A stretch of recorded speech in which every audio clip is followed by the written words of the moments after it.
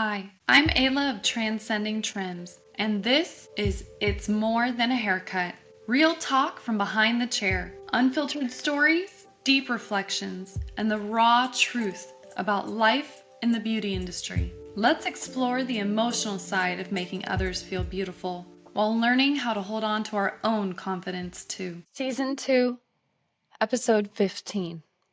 Becoming the villain in their story. When people don't understand your transformation, it's okay to let them make you the villain. Trigger warning. This episode contains discussion of gossip, rejection, and family and friend estrangement that may be sensitive for some listeners. If that feels tender for you right now, feel free to skip, come back when you're ready. Please take care of yourself and listen with discretion. Hi, beautiful soul. This one is for the women who've been called selfish. Too much, too loud, too sexual, too different.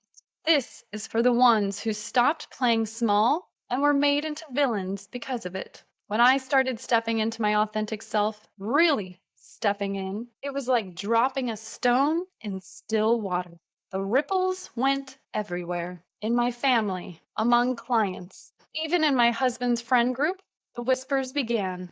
The gossip, the stories. He's changed. Did you see what she's posting now? And maybe the hardest ones to hear weren't about me at all.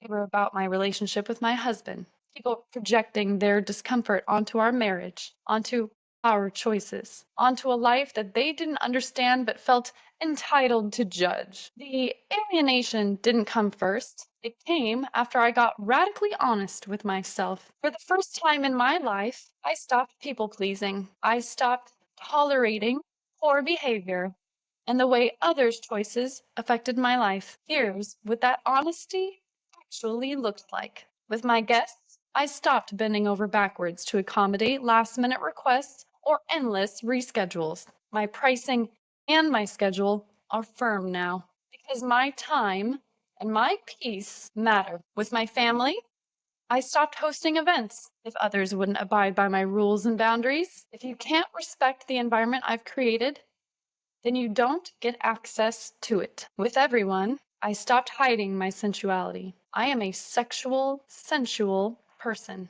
If you don't like it, don't be around me. And for some people, instead of accepting this or self reflecting on why it bothers them, it's easier to just paint me as the villain. It's easier to call me the bad guy than to admit my boundaries reveal their lack of them. We have learned to spit the word narcissist like it's an ultimate insult. But maybe we all need a little healthy narcissism to survive. The real problem isn't putting your needs first, it's when you lack awareness of how your actions affect others. That's not me. I am not trying to hurt anyone by being authentically myself. I'm not trying to control or manipulate. I am simply choosing my peace. It is not my job to explain myself. It is not my job to defend myself. And I cannot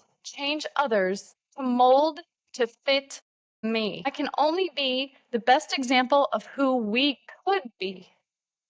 Someone honest, embodied, and free. And if they like it, they'll follow.